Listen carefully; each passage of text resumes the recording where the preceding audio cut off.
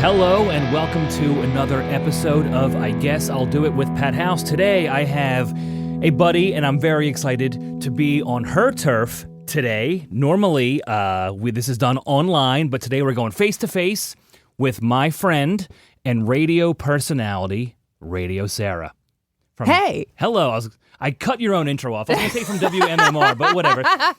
From Radio Worldwide, baby. 93.3 WMMR. The legendary. Sara. Hello. How are you? I'm great. I'm so excited to do this because I've been listening to your podcast for a while, and it's awesome. Thank you. You bring I out the best appreciate that. stories in people. And That's going to come to an abrupt stop with me in this episode. No, this is great because I listen to you all the time on the radio, and also you are doing the work for me today because we are at WMMR. We are recording this in the studio, and I don't know shit about all the shit around me, so you are going to send me the file, and you're doing all the work today. There's a lot of buttons. But yeah, we were texting back and forth, and Zoom makes sense when you're talking to someone who is on the West Coast or just even an hour away. Yeah, exactly.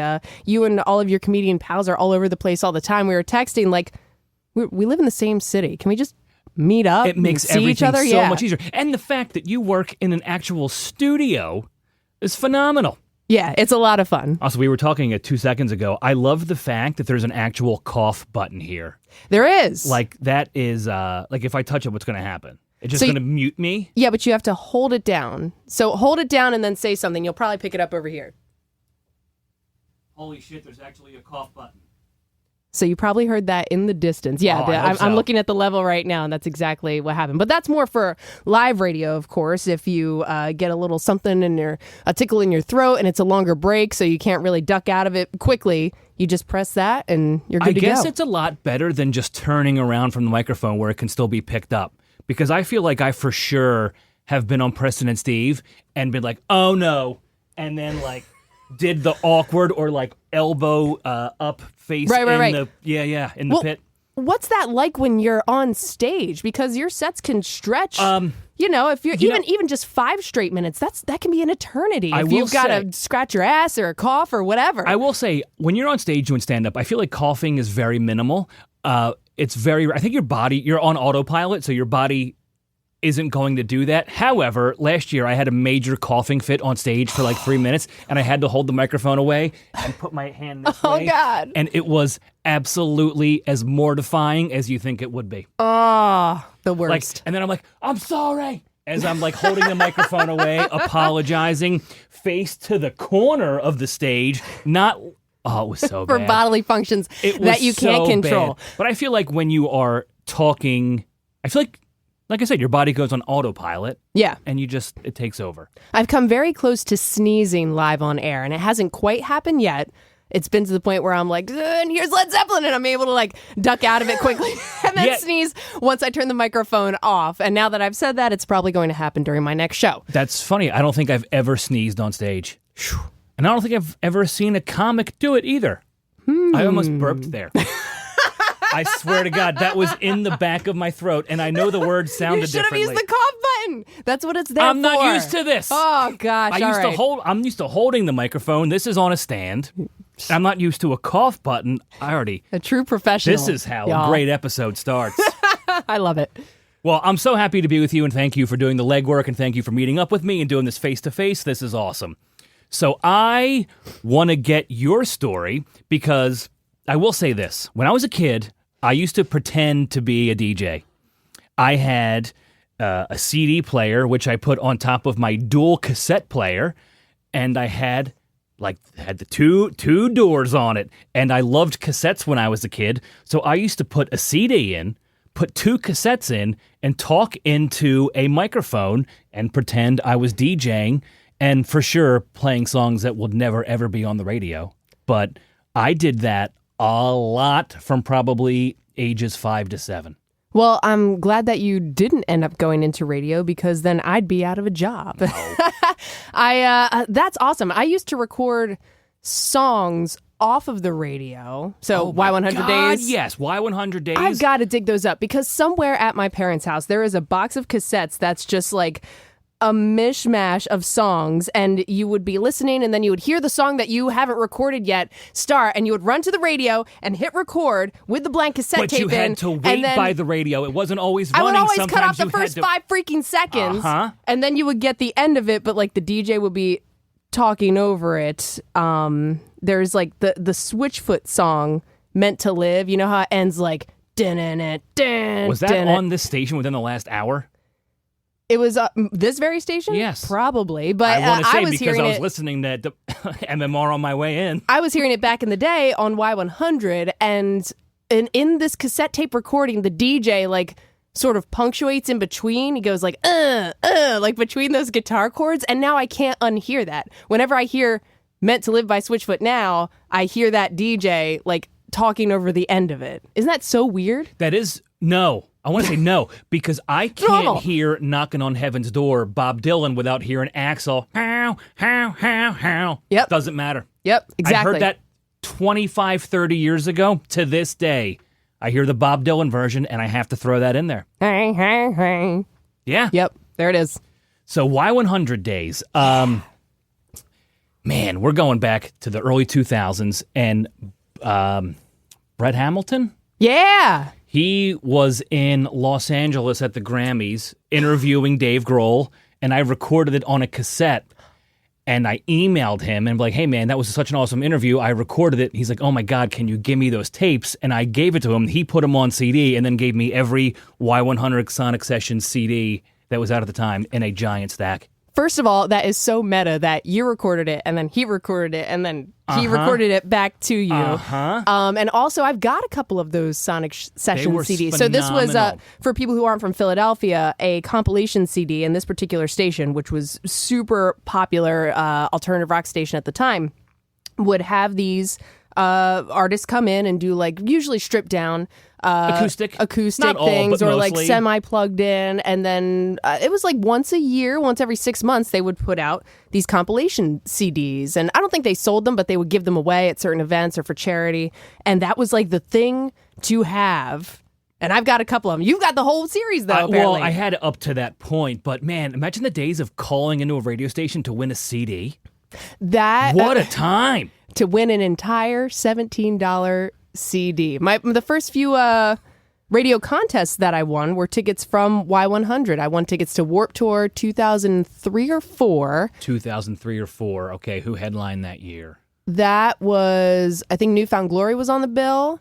Story of the Year, maybe Rancid? Okay. And like a very early version of Rise Against. I think my last Warped Tour was 2000. It was the Green Day Mighty Mighty Boss Tones Long Beach Dub All-Stars year. Oh, man. Yeah, that sounds amazing. amazing. That was 2000. And also, we're going to nerd out on Philly shit here. That was 3 days apart from Foo Fighters Chili Peppers over in Camden. So I saw all that within 3 days. Amazing.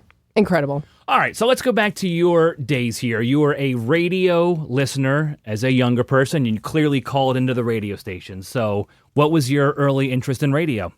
So radio was just a part of my life and a part of the fabric of my musical upbringing before I even realized it, because it was just so omnipresent, right?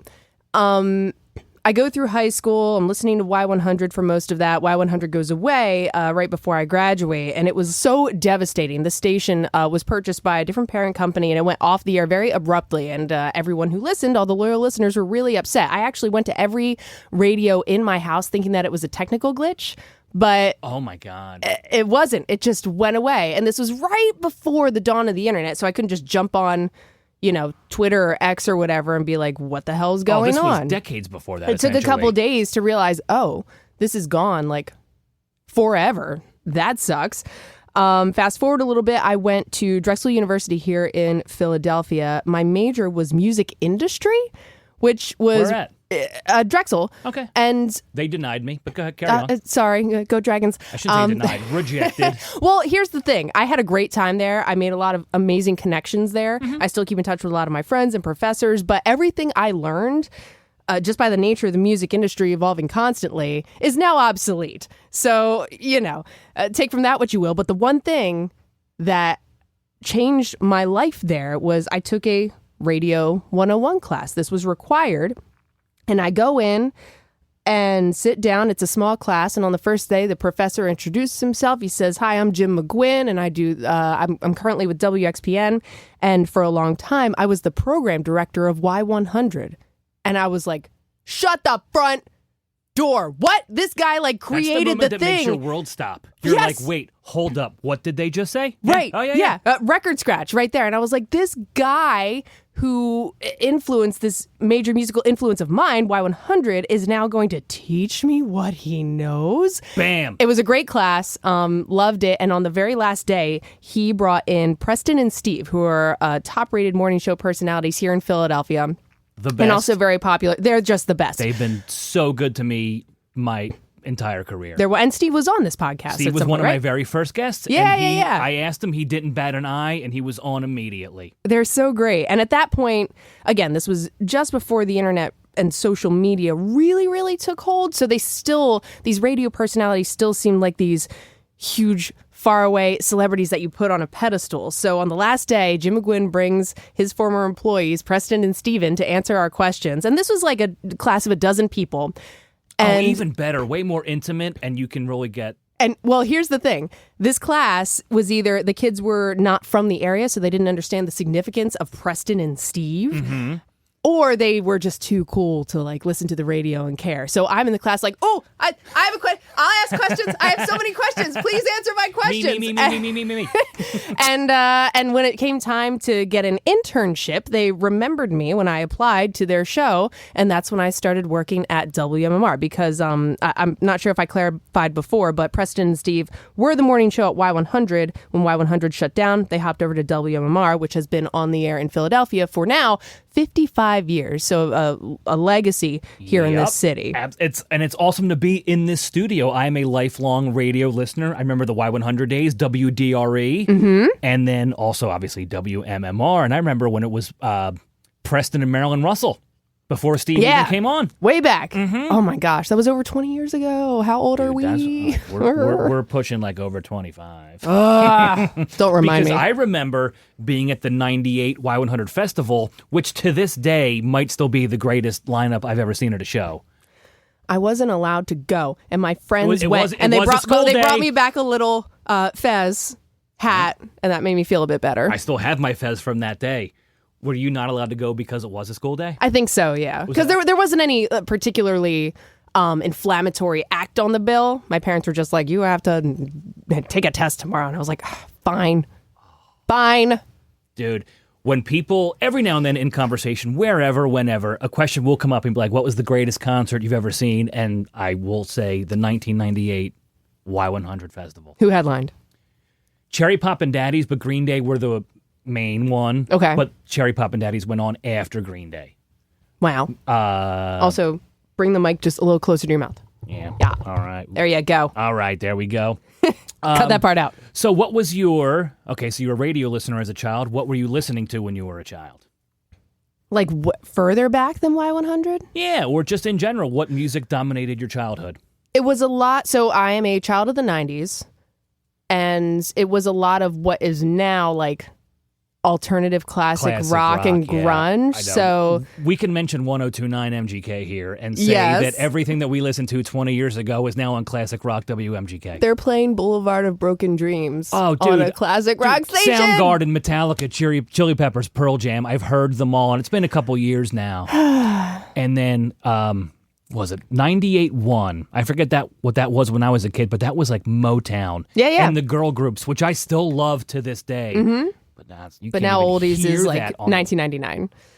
Wah, wah. But yeah, it was a lot of that stuff. My parents really loved, Pearl Jam, U2, Green Day was always on the radio, Soundgarden. One of my earliest memories is of being, I think I was 5 years old, because Super Unknown came out in 1994. Mm-hmm. So one of my earliest memories was sitting with my dad's giant headphones next to his gigantic, monstrous CD player. Why a CD player needed to be that large, I'm not sure. Because it was technology has advanced. Yeah, exactly. That's why. And just listening to Black Hole Sun. Why I gravitated towards that song as a 5-year-old, I don't know. But I actually had the opportunity to retell that memory to Chris Cornell before he passed away. That's and amazing. I remember him he was very tall, and he just was looking down at me and like smiling as I retold that story and was like, wow, that's really cool. And I will hold that in my heart forever. But yeah, it was a lot of that. And then, of course, as a kid, you're into all the pop stuff. Eminem was big for me. And I think Eminem was really my earliest introduction of really aggressive stuff. Even though it wasn't necessarily rock, I just gravitated towards aggressive is the a great aggression word. of it. Yeah. Because he came out saying shit that nobody had said before. And now I listen back to it, I'm like, oh, no wonder my mom didn't want me to have the uncensored CD. Oh, that's hilarious. Oh, my God. The parental advisory label in the corner of the CD. Hiding it from the mom under the bed. Yeah, exactly. Or have my Marilyn Manson Antichrist Superstar. Exactly. It smells like children. Yeah. Or you have your friend burn it for you, but you label it as something else. Yeah, but this is before burning, though. That's true. I'm talking the early stuff. Late 90s. Yeah. So a little later on, go ahead. Teenage years, that's when Y100 came in, and Linkin Park was also huge for me. As I'm still getting all this classic rock influence from my parents and hearing it on the radio, Linkin Park was where like the aggression from the rock lane came in. Mm-hmm. And that I call them my gateway band, because now I'm a huge metalhead and I listen to like really disgusting stuff, like Dying Fetus and Gate Creeper and Obituary. I love all that stuff. Slayer, of course. And Linkin Park. Shout out Kerry King. Yes, exactly. Linkin Park, I still love them to this day. I think Mike Shinoda is a musical genius. And just a sonic architect of pop, because even though those songs were like really heavy on the rap, really heavy on the screaming, at their core these were pop songs. In the end is a freaking pop song. And I just think that balance that they struck, especially with Hybrid Theory, that first album, was brilliant. But I'm not thinking about that as a 12-year-old. I'm just like, wow, this is cool. But I ended up carrying that with me into adulthood, and it kind of informed my taste today. And then like in college, I got super into punk and kind of backtracked there into like Minor Threat and all that stuff. So I'm gathering all these different influences as time goes on. And then of course working at WMMR, which is an active rock station. So you're getting not only the classic rock, but the Shinedowns of the world and Seether and Papa Roach and all the alternative stuff as well, because we were lucky enough at MMR to play a mix of the hard and alternative stuff. So by alternative, I mean like Weezer and Foo Fighters to a degree. Rock. Yeah, like exactly. The real Zeppelin and Floyd and Queen. Yes, and stuff Black like Sabbath. That. Yes, hell yeah, I love it. I love that you just used the phrase gateway album, because I don't think I have. No, I do have a gateway album. It's Dookie. Yeah, but also Christmas 1994. I'm 10 years old. In my stocking, I got Dookie, Weezer Blue Album, and Offspring Smash. Nice. And I literally think that day changed my life. Christmas Day, 1994. All three of those CDs in my stocking. And like that took over the rest of my... I still listen to all three albums to this day in order without skipping a track. Yep. Dookie is perfect. Dookie is perfect. 30 years this year. I can't believe it. Have you listened to all the stuff they've been putting out? All the demos? A little bit here and there. To all of it many times. Yeah, I need to like purchase the set. I just haven't gotten around to ordering it yet. Kind of rough when you listen to demos sometimes, though, because you're just kind of fucking around. Yeah. And it's like the lyrics are different, but it's cool to hear their thought process and what they made into the final product. But you're like, okay, I'm just listening to them jam, and it is kind of boring. Yeah. Yeah. But when I like hearing the skeleton of a song that is now this classic hit, because it had to start somewhere. Absolutely. And also there's stuff that Green Day released that was recorded pre-Dookie that came out years after Dookie. I'm like, I had no idea that was sitting in Billy Joe's arsenal for all those years. Stuff that's just like on the cutting room floor, and then when they need filler a couple albums later, it's like, how about that riff? As a comic, same thing with a joke. You're like, something is here, but it's not working out right now. And then you put it on the back burner, and then a year or 2, 3 years later, whatever, you're like, oh my God, I know what's going to make this work. And then you have something brand new, but it's not brand new. Right. What was your first concert? Who was your first concert? Hanson, 1998. 1998? No. Right. It was 1998, because the 25th anniversary of it just passed in August. It was, I believe, the first Union Center at the time. It was the first Union Center, and I was indeed there. That's right. That's right. Yes.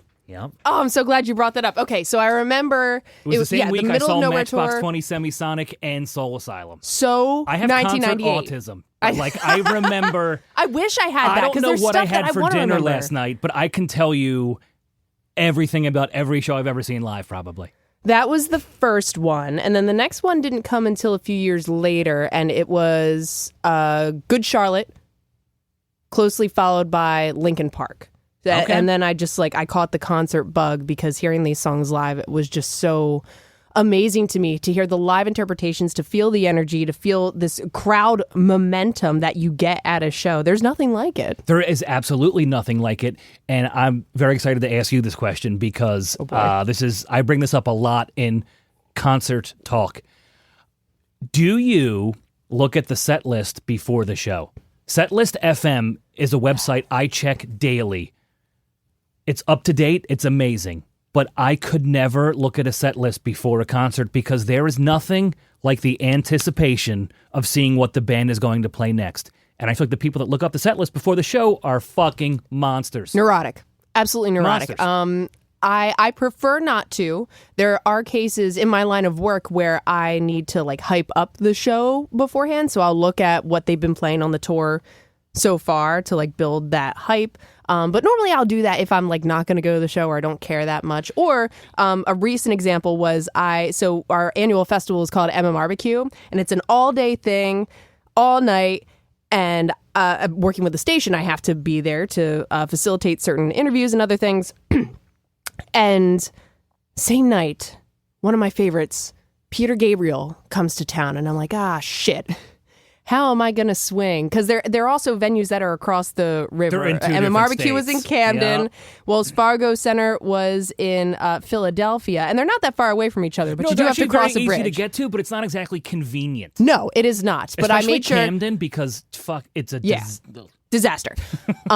So I checked the set list for Peter Gabriel's tour. I was able to snag some tickets, and I was like, okay, I can sneak out of the festival during Billy Idol's set and then make it to Wells Fargo Center in time for Peter Gabriel's second set, because it was basically an evening with. There was no opener. He did 2 full sets.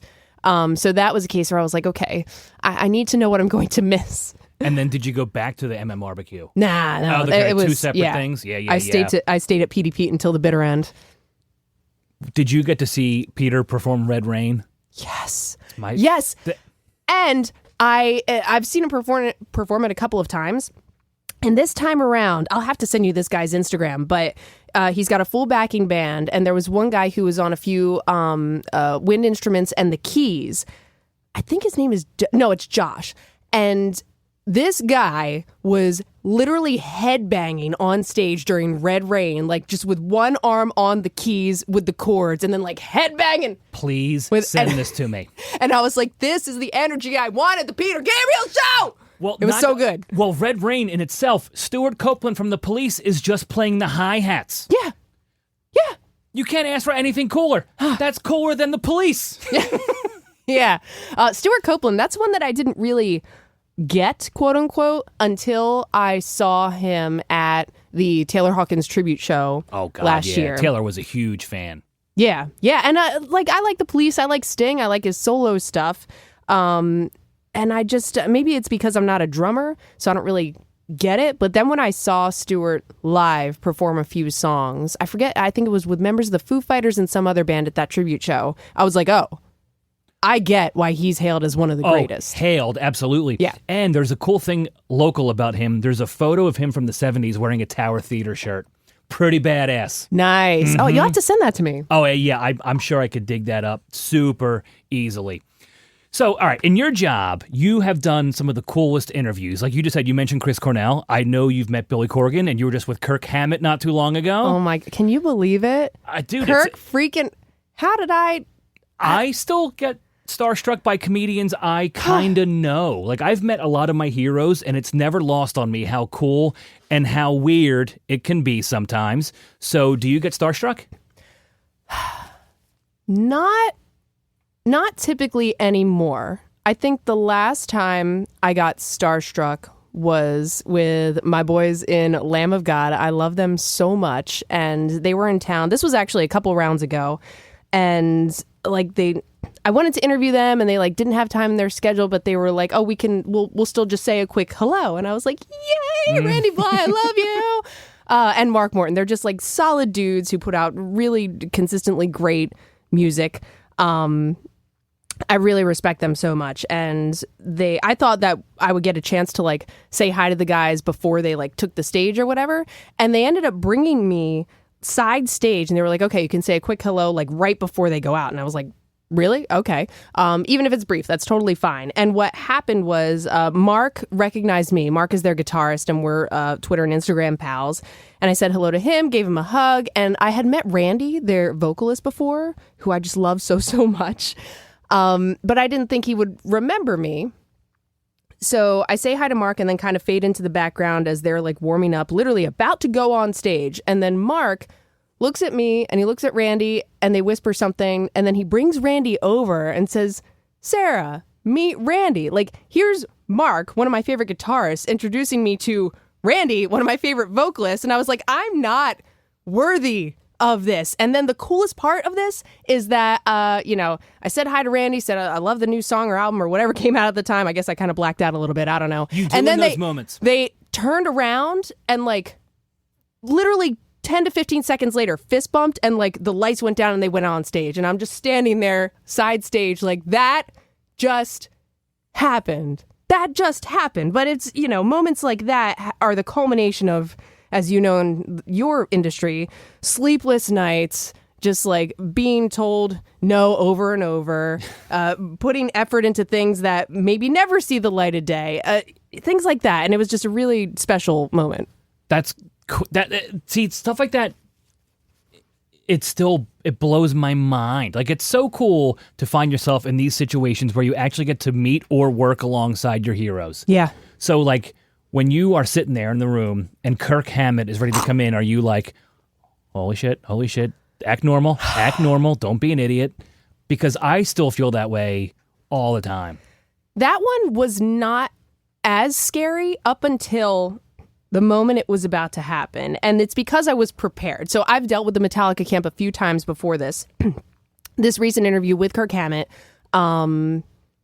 was up at MetLife Stadium. So I was told about a week before, which is in the radio industry, a lot of notice. So I was lucky to have that. They were like, all right, you're going to talk to Kirk, and it's going to be backstage and it's going to be at this time and you can do video and audio. And I was like, wow, all the details ahead of time. I'm going to be so prepared. And I went up there. I was on time. We set up.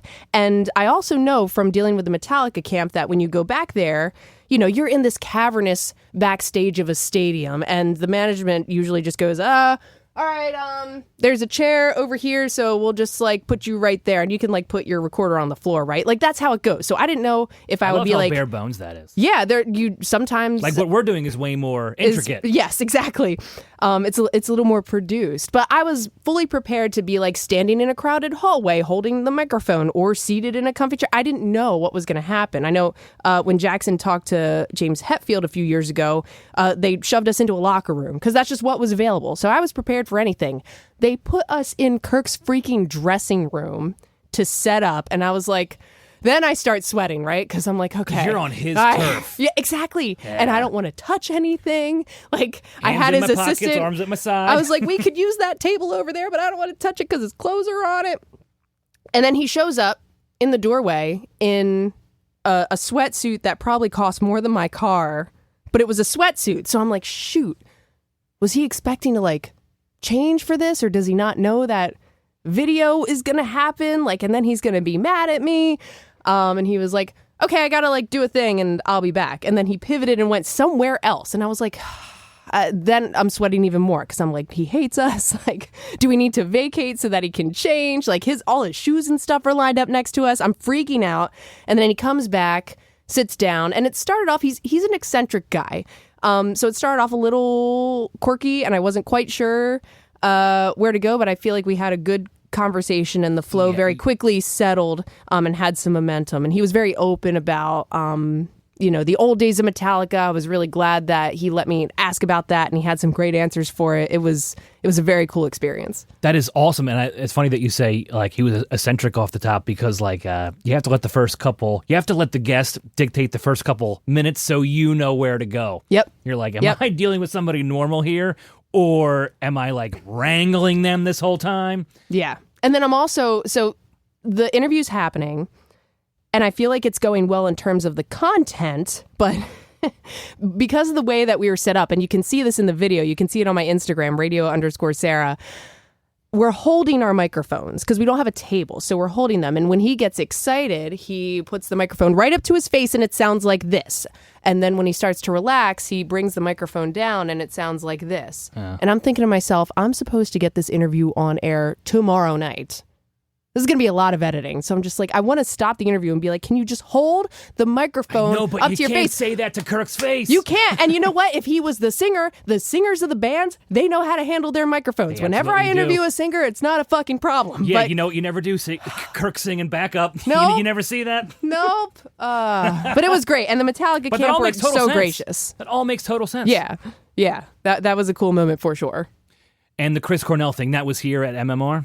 Yeah, I didn't host that interview. Pierre Robert did. Pierre Robert is a DJ in Philadelphia. He's been on air here for, I think, 42 years now.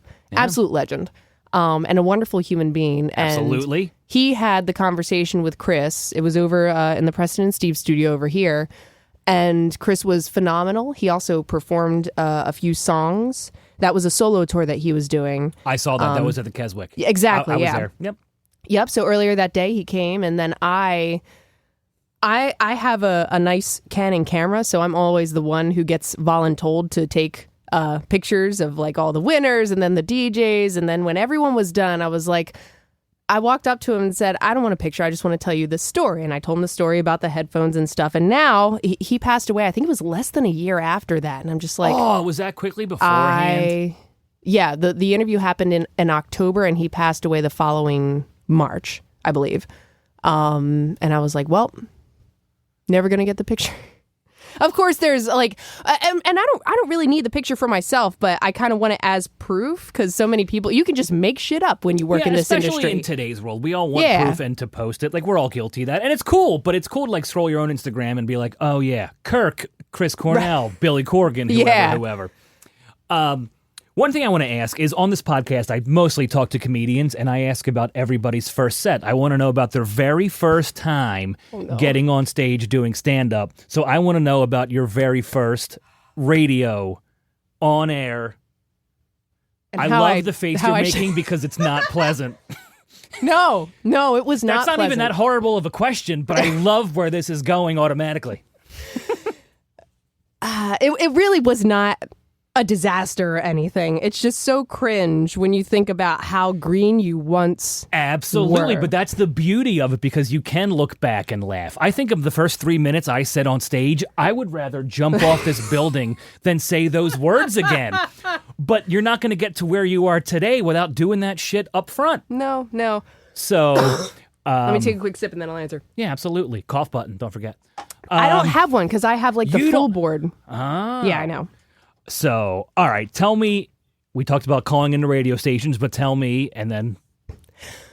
So I never, as much as I love radio and music, I'm not a musician and I'm not a natural broadcaster. I'm very extroverted, but I never really had a desire to like be on the radio. I wanted to promote other people's music. That was always my passion and still is.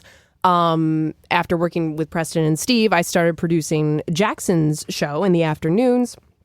We worked together for 10 years, and how my first solo on-air shift happened was they just needed somebody. They just needed, here at WMMR, this is the only place I've been on air, which is very rare in this industry. I've been here for 14 years total. Wow, I didn't realize that. Yeah. I started when I was a tiny little baby. I was still in college. Yep. Wow. Yep. So I had been on the air with Jackson as the host. I was producing his show, so we would have like back and forths on air sometimes, but I was like the second voice of it. I had never hosted, but it was a Memorial Day weekend 10 years ago, so 2013, And a few days before that, someone came up and goes, it was the rest his soul music director at the time. We called him Rabbi, Jewish, and would wear his MMR embroidered yarmulke every day. And he just comes up to my desk and goes, okay, we're giving you a shot. And I'm like, at what? And he was like, were you really that? Yeah, I was like, what are you talking about? Because I had never expressed a desire to be on air solo either. But they were like, oh, she's here. So but we need somebody. We're shorthanded. So it was like, okay, this Sunday morning, it was an early morning shift. So 6 a.m. to 10 a.m. He was like, you're going to be on the air. And I was like, immediately my stomach drops. I don't want this. That sounds terrifying. Like, I seriously wanted to piss my pants. But I was like, you know what? Getting called to the big leagues. You shit yourself a little. And I justified it in my brain as, okay, if I want to be really good at this radio thing in general, I got to be that Swiss Army knife. I should try my hand at everything. Even if I'm not good at everything, I should at least try it. And I'm so glad that I did, because being on the air solo made me a better producer for Jackson, and it made me a better programmer when I eventually became music director myself here.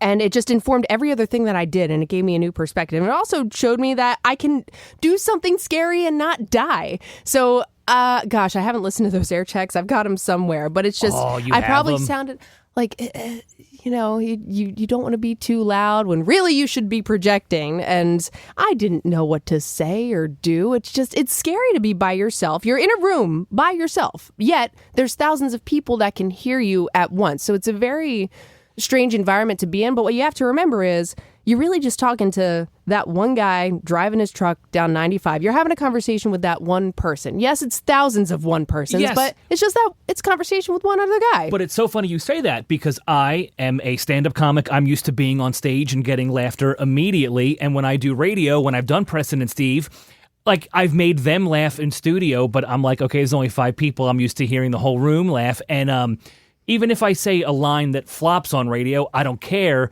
But it's just weird to not get that immediate feedback. So radio is a whole different animal in that aspect.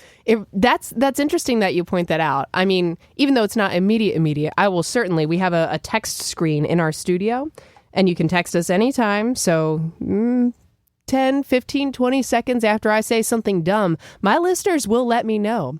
Or if I misquote something or say the wrong year that a thing came out. Or if I've had back-to-back texts that are like, Pearl Jam sucks, stop playing them, back to back with, wow, this is my favorite song of all time. It reminds me of like my dad who just passed away and I love him so much. And it's just like, man, you can't please everyone. And that's something that I had to learn as well. Who's texting the radio station saying Pearl Jam sucks, don't play them? Like, first of all, A, never gonna happen. Right. 2, no one cares about your opinion. And 3, why did you take the time to actually do that? Because they are mad about their sad little life. Also, why are you listening? We play so much Pearl Jam. I mean, you're Please not even go kidding. listen to something else then. We'll be here when you're ready to come back. Is the text thread fun or mostly torture?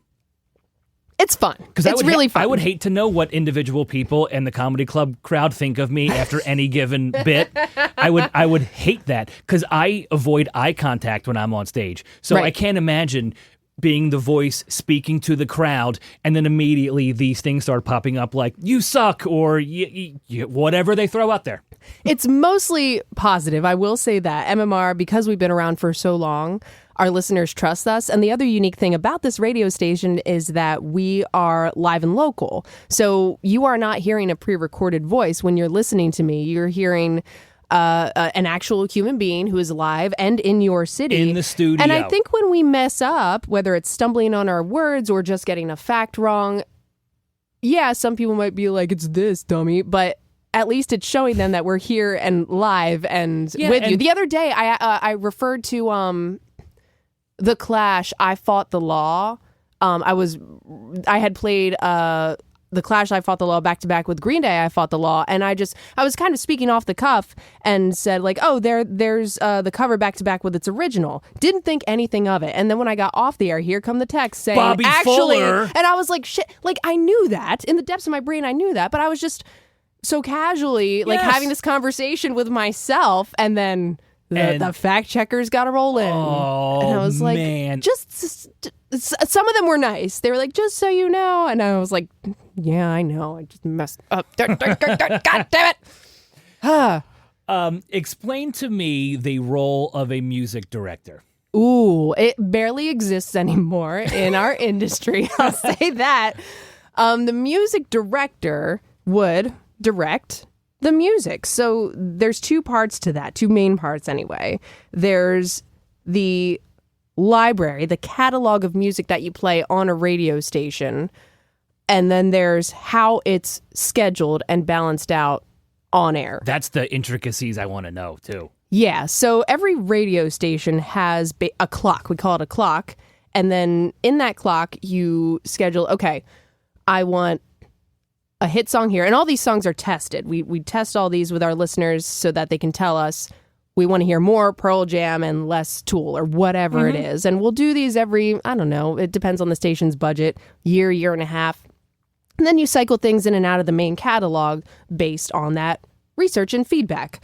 So if you, in your massive music library, you label all these songs as don't play these unless it's a special feature, play these sort of often, and play these hits like all the time. And I'm just speaking very generally here for the people who don't know radio. So you basically code them all within your system. Do the play these hits often refer to newer hit songs and like the best of the best songs? Like your Basket Case and your Everlong and your, you know? So those would be primary or gold catalog. Okay, sorry if I cut you off with your... The new songs are called currents. Okay. In this industry. And you can break down the currents to A's, which are powers. So those are the brand new Shinedown song that you're hearing like every 2 hours because we're trying to make it familiar to our audience. Yeah. And people's listening habits are such that you're only punching in for 10 minutes at a time, unless you like work from home and just listen on a smart speaker for several hours at a time. But more often than not, you're in the car, you're punching around the dial, you're getting in and out, and you're only listening for a small chunk of time. So to play a Shinedown song at 4:48 and then to play it again at 6:01, even though that sounds like it's close together, the audience turnover between those two times is actually pretty high. Wow. Yeah. There's people that just got out of the car and are now home, and then people getting in the car leaving work. Exactly. What's the minimum amount of time between playing the same song on the radio? It depends on the station. I think for MMR, it's like an hour and 20 or something like that. We call it artist separation. Okay, because I feel like when I was a kid, Q102 had like 8 songs. So pop stations actually have a tighter gold or primary playlist, and that turnover rate is a lot higher. I remember listening to, I think it was Q102 for a Radio 101 project, and we literally had to track the songs, and they played Misery Business at like 6 o'clock, and then Misery Business, Paramore. Okay. Oh, okay, yeah. And then they played it less than an hour later, like 55 minutes later. See, I remember being in high school and like getting the girls in my high school class listening to like Q102 and stuff, and it was just like Destiny's Child, Backstreet Boys, NSYNC, BB Mac, Destiny's Child, NSYNC, Backstreet, and I was like, is there more than 7 songs in their rotation? Well, think about the nature of That's pop also music. a different demographic. Current. They're Yeah, appealing exactly. to teenage girls. When I was a teenage boy at the time, so like I get it. Yeah. But with rock music, you're dealing with more what we would call catalogs. So those classic hits, and then you want to mix them, at least in the case of our station, our format, which is active rock, with the newer stuff. So you code all your songs in the library, right? And then you tell your clock, I want to play the currents at this time and this time in the hour. Like we'll say 10 after the hour and 40 after the hour. Mm-hmm. And then I want to play a primary hit right before it, and then a secondary hit right after it. And the commercials are going to go here and here, at the top of the hour and at 6:30 or something like that. So you code your clock and you code your library, and then you hit a button in whatever your scheduling software is, and it schedules an entire day for you based on those codes. Now, any good programmer will go in and like adjust it if two things are like a little too close to one another, or this segue doesn't seem right, but you plan out the entire day's worth of music ahead of time. And that's so, you don't come in and play a Foo Fighters song not knowing that the DJ who was on before you just played it 15 minutes ago. Mm-hmm. Like, it's planned out for a reason. And is this done on a daily basis or like a couple days in advance?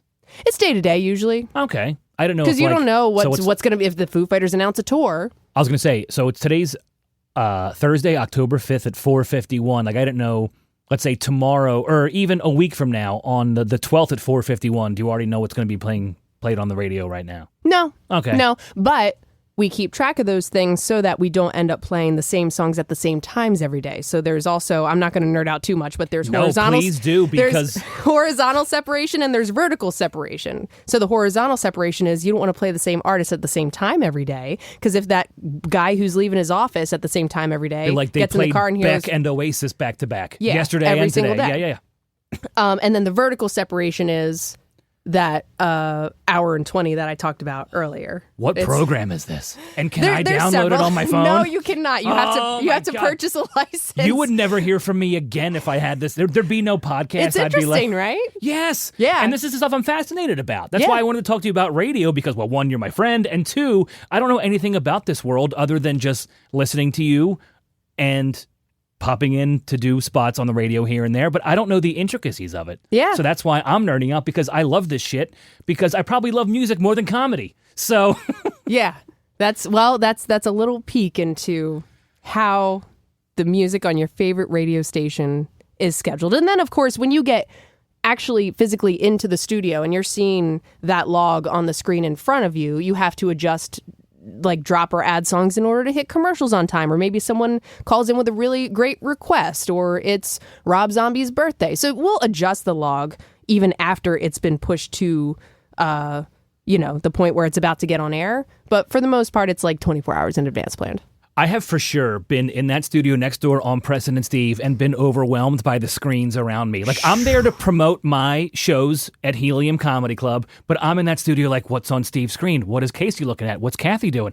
I'm blown away by it. It's like very overstimulating. And that show in particular has a ton of buttons. There's so many buttons. Much shit going on. I could barely handle my phone. Like, there's so much. Imagine getting constant notifications. Like, that's what being on a morning show is like. Oh my God. No, I love that kind of stuff. So what's you talked about being a metalhead earlier. Yeah. I don't like the term guilty pleasure, because you like what you like. Now, I am rock through and through. I love metal. I love rock all across the board. I have a Foo Fighters tattoo. But what's a guilty pleasure for you? Or is it even a guilty pleasure? Because like I said, I don't believe in that. I love what I like. But you tell yours first, and then I'll tell you. Yeah, I don't have guilt. I proudly say that we talked about my first concert, which was Hanson, and I still listen to Hanson. Their second album was so good. Was that Middle of Nowhere? Middle of Nowhere was their second one. Yeah, that was like it was the first one that blew up. And it was the one after Bop, because Bop, they were like, well, they were fucking kids the whole time. But like Tiny Bop babies. was their main success, and then their second one was just I'm blanking on it, but I better. remember the songs on it. It was like Runaway Run. Yeah.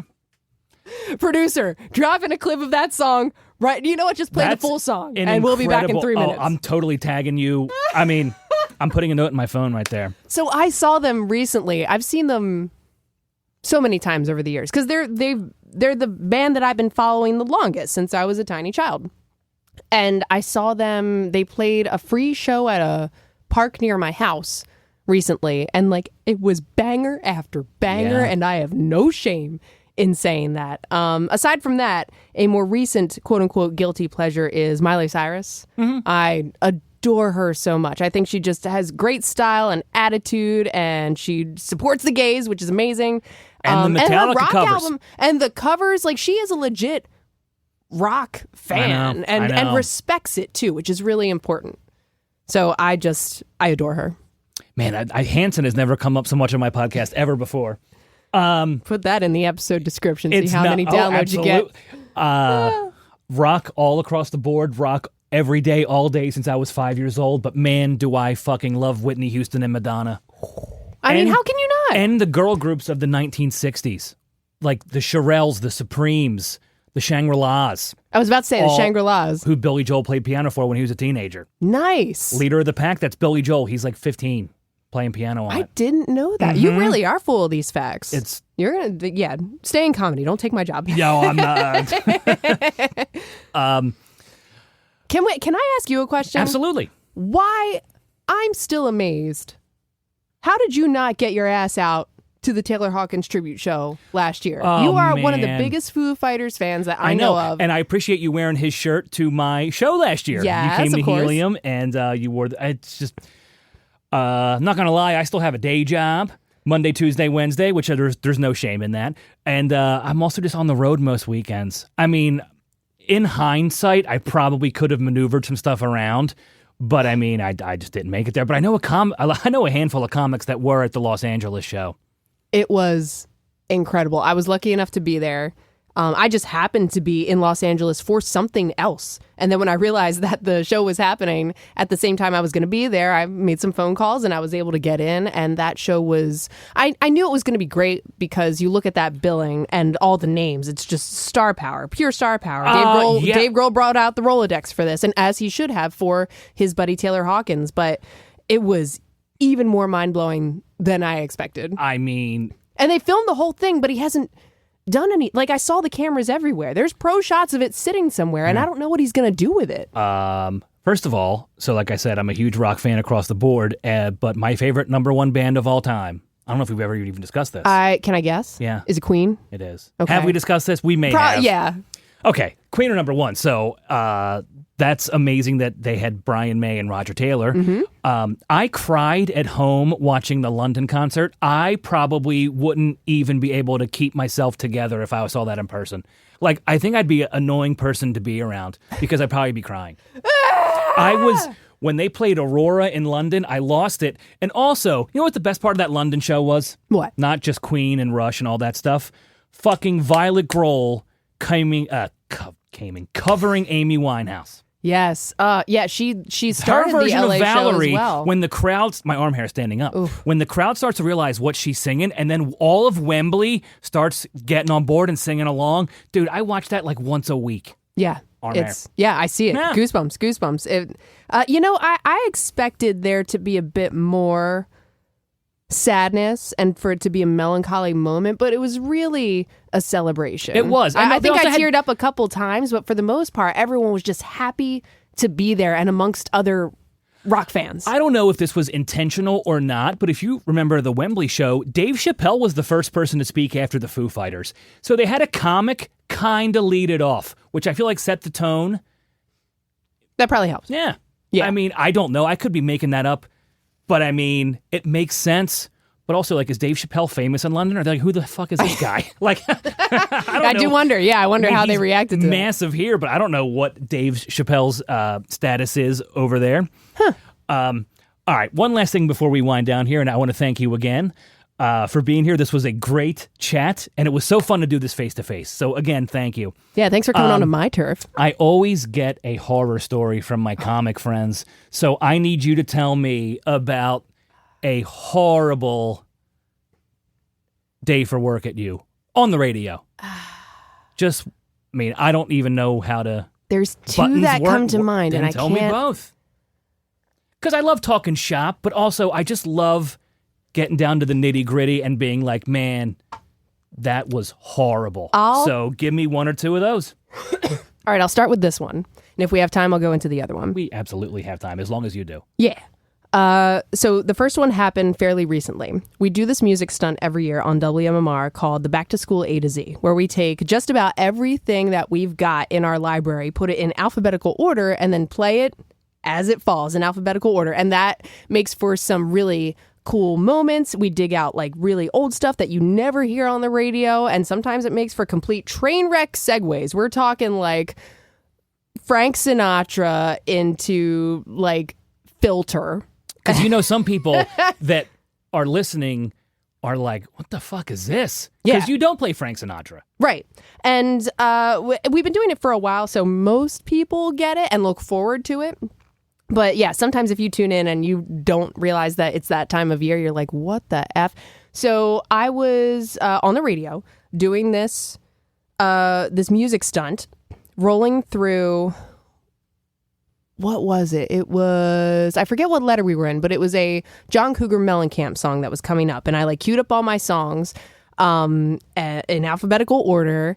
And I was like, okay, I've got a few minutes and I can take a break and eat my lunch because it was the midday show. So I walk around to the other side of the board and I'm happily eating my little Wawa sandwich.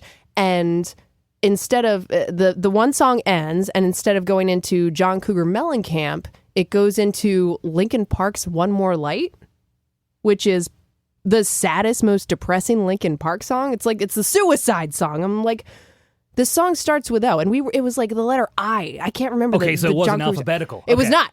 And I'm looking at the screen, and it says John Cougar Mellencamp, but the Linkin Park is playing. Now, I bring the levels down, and I turn the microphone on, because I couldn't just duck into the next song. Normally, I would just like skip it and explain it on the back end of the song, but I was queued up to go to commercials after that song. So I was like, I have to explain that something screwed up in our computer. And here, we got a new system last year, and they mass imported all the songs. So I think something, some numbers got messed up, some wires got crossed, and somehow the audio for this Linkin Park song ends up in a card that says right in front of me, John Cougar Mellencamp.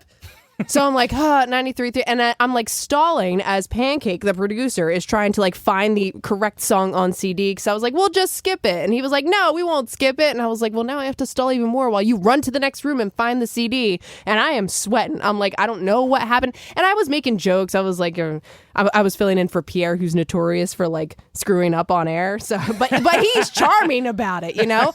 So I was like, oh, something's going to happen during Pierre Robert's show, of course. And we get the song on, and then we asked the listeners, I still don't know exactly what happened or why that mistake was made within the computer, but I know it wasn't me. And we asked our listeners on your Smart Dash, what title showed up for you? Oh, that's awesome that you... And they texted, see, this is where the text word comes in handy, and they said it was the John Cougar Mellencamp song. It's what it should have been. So only the audio... Yeah, only the audio was incorrect. I'm just like, of course it had to be, like... Not a song in that letter, a super depressing, like, skirt, like, total left turn song. And I was just that totally, halt. I was like, whose fault is this? I was so mad about it. And people understood that it wasn't my fault, but you still, as the voice, you got to fall on the sword. As the voice, if you are a comic on stage and the microphone cuts out or the speakers don't work, you look like the asshole because you're the one holding the microphone. It has nothing to do with you, but you're the one standing there. On radio, you are the one behind the microphone. It's your fault. You're the idiot. That's how it happens. Yeah, you understand exactly what that was. So the other, God, there's a couple here that I could tell too. Okay, I'll tell the Lars Ulrich story. So bringing it back to Metallica. I was producing Jackson's show at the time, and we had the opportunity to go back and backstage when they were in town and speak with Lars Ulrich. I'll sum up the story. I was Jackson's producer, so I wasn't like part of the interview, but I had to go back and like set up the recorder. And this time they had us talk about weird places. They were like, why don't you just sit on this giant like guitar case? Like, just sit here and put the recorder between you. And we were like, okay. It was a little uncomfortable looking, but it made for a cool shot, a cool picture. And right before the interview, Jackson had a bit of a, like, run-in with another band member and kind of ticked him off.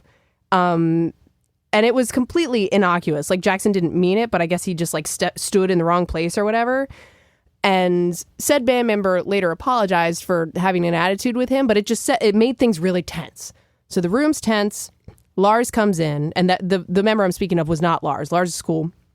And comes in, they record the interview, and I'm just like, oh, that just happens. Like, that was so awkward. I'm just like, I'm sweating and I want to get out of there. I want Jackson to wrap up this interview. It was a great interview. When it's done, I walk over to, as the producer, press the button and save the audio on the recorder. Jackson, for some reason, leans over and presses it himself. But from my vantage point, it looked like he pressed the wrong one.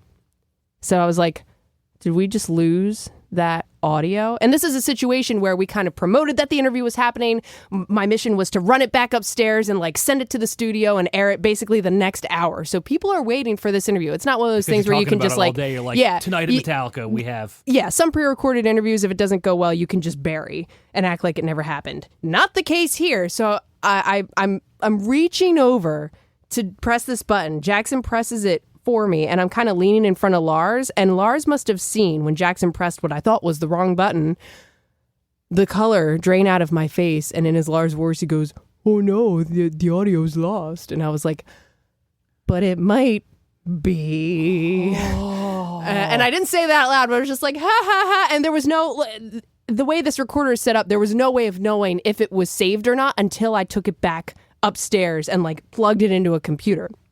So then Lars goes away.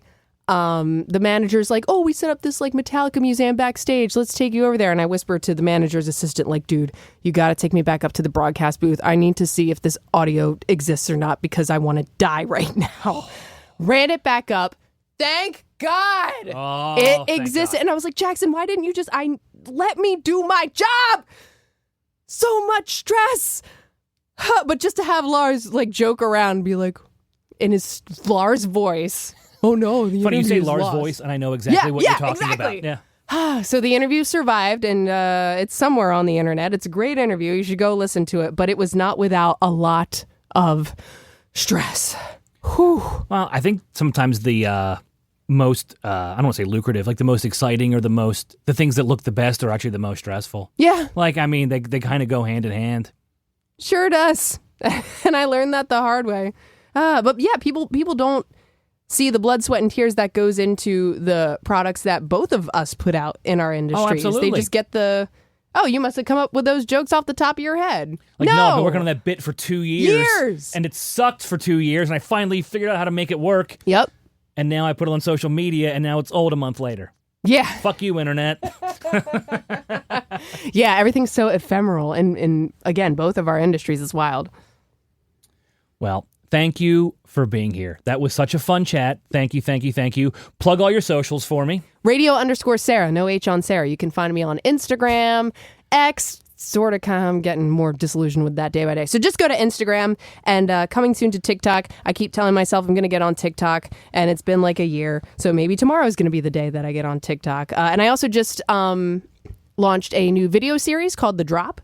It's music news, but we want to branch out into interviews and things like that as well. And you can still find all my interviews on Instagram, but this is going to be like a concentrated series of that. And you can hear me every Sunday afternoon on 93.3 WMMR. You can stream live on WMMR.com. And I do a bunch of fill-ins as well. I'm like first up to bat every time someone goes on vacation. So I'm on the air other times too, but definitely every Sunday, 3 to 7. Would love to hear from you.